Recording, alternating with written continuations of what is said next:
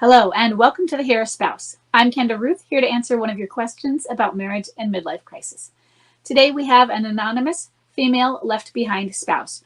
Her bomb drop is June of 2020, and date of marriage is 1994. She has a clinging boomerang who is a low energy wallower.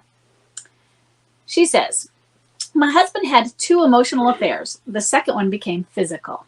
He left home to pursue the relationship, and he was gone for about a year. He texted every day and came home once a month. He made sure he was home for all of the birthdays and holidays. He returned home about 6 months ago, and he said he wants to try to make our marriage work. He's still not the man I married, and I see a lot of MLC struggling within him. Do you have any advice for a spouse with a returned MLCer who isn't through the MLC?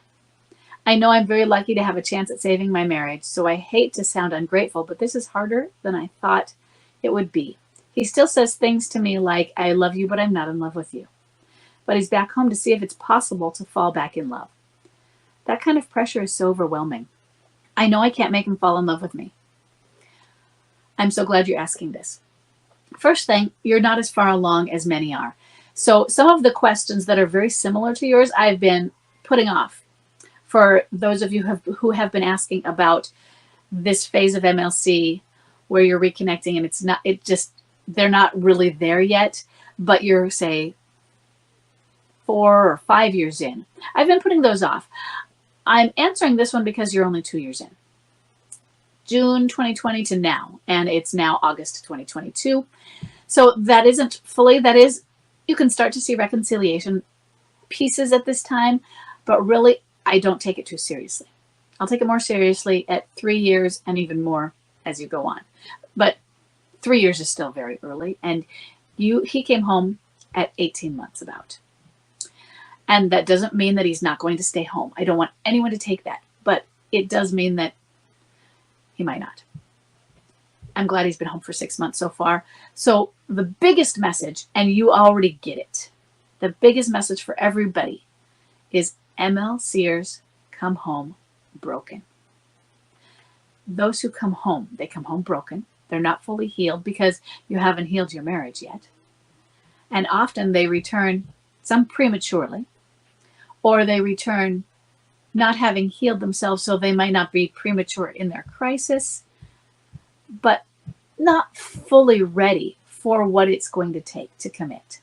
They don't know what to expect. Home is a comfort for them, though. So as you know, what you have is somebody who's not through MLC.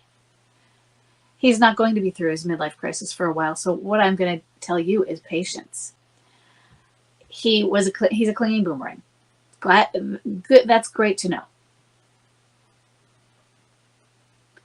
I want you to simply be there for him. If he is ready for counseling, go for it. But it might not do a lot. When he says, I love you, but I'm not in love with you, that's part of the crisis because his feelings are still numb. So how do you deal with it? A lot of how you deal with it is understanding that it's still a midlife crisis and that there's still so much depression going on.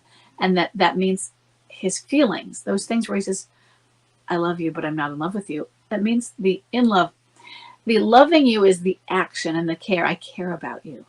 It's an agape thing. But the in love with you is, I don't feel the passion. I don't feel the sparks. I'm not limerent.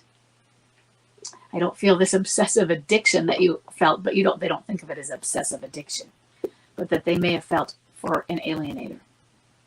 And they think they're supposed to. We're not supposed to feel that, but he wants to feel something, and he's just feeling numb. And he wants to see if it's possible to fall back in love. That's a danger territory because they're looking for confirmation bias of, I don't feel like it can, so I have to take you out for a test drive. And when it fails, that confirms that it's not working. But the thing is, when he's in a depression, it's not going to work. It's not going to work for a few years until he is coming through that MLC. And he might not understand that. He might not accept that. So I want you to be very careful about what you tell him regarding that. But also, it's okay to normalize it for him as well. So there's this balance of telling him and not telling him, because you can err on one side that's perfect for one person to hear and they accept it, and the other person is, well, that confirms this is bad. Right now, though, with the clinging boomerang, you probably can't mess up, because when you mess up over here, they go away or they retreat for a little while and they're still clinging. That's why they're a boomerang. They come back again and again and again. So I don't want you to worry as much as you are, but I do want you to do a lot of self-care activities, because you are the partner to a depressed spouse.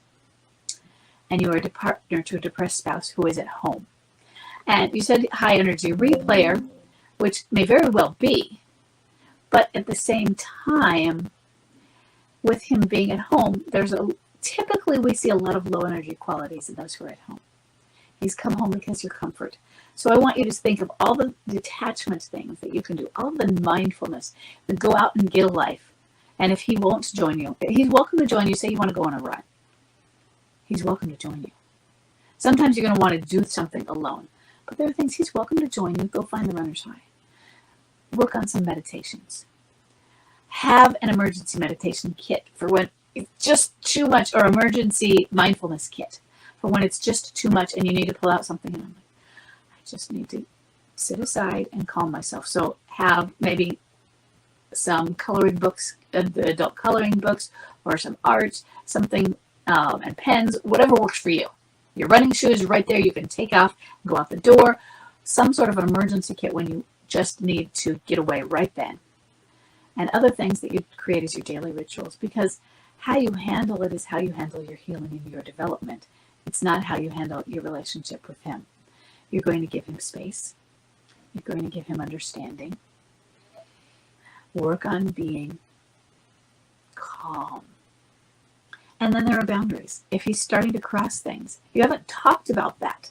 So if you discover there is still an alienator, if you haven't thought about it and you haven't brought it up when he came home, you didn't bring it up, here are the rules, see how it's going. And maybe you don't need to bring it up until or unless something happens.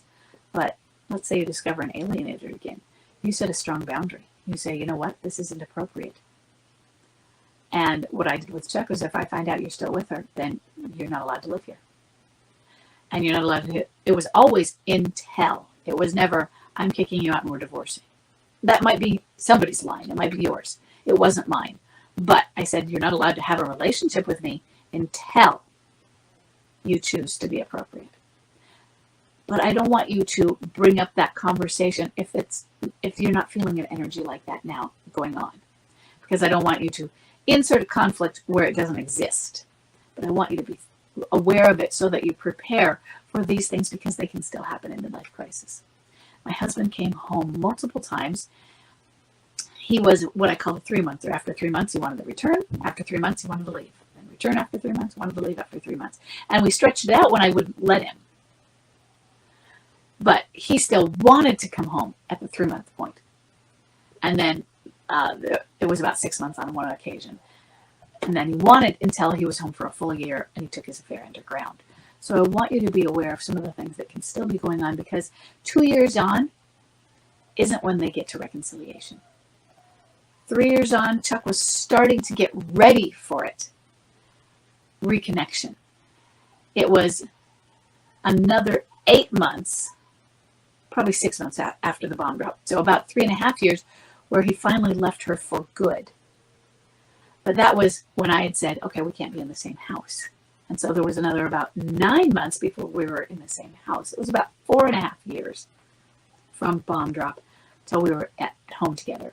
4.25 years. So this is a long process, and you're not through it. So I'm glad you understand that, but I want you to really, really understand that. And how you deal with it. You can't make him fall in love with you. You're right. You deal with it by working on yourself and giving him the space. Okay. I hope this was helpful, and I'll see everybody in the next question.